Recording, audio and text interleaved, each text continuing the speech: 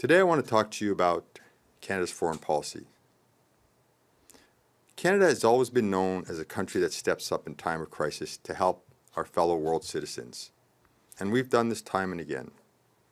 We did this in Syria when we saw the horrible images coming out of Aleppo, the destruction, the human sufferance. Canada stepped up and we brought in 40,000 refugees. We had an impact. The second time we saw this in the Ukraine. Again, horrible images of destruction, human suffering. And again, Canada stood up. This time, we brought in close to 300,000 refugees.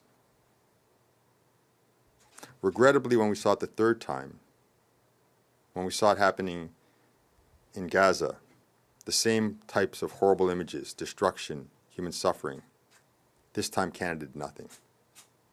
We failed in our role.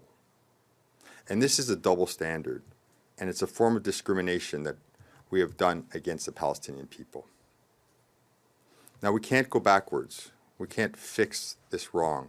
But what we can do is move forward and retake our position as Canadians, as leaders of human rights in the world. We're going to invest in helping the Palestinian people rebuild their society. We're going to help them rebuild their hospitals. We're going to help them rebuild their schools. We're going to help them rebuild their homes. And in doing so, they will rebuild their civil society. This is the first steps towards peace. And it comes from a very human rights aspect. We are going to see the Palestinian people. We're going to acknowledge that they are a people. We're going to acknowledge that there is a nation. And we are going to formally recognize their nation, the state of Palestine. These are the steps that are necessary to move towards a real peace in the region. And we're going to address this double standard where Canada has always said for decades we believe in a two-state solution, and yet we've only ever recognized one of the two states. This is again a double standard, and it's a double standard based in discrimination.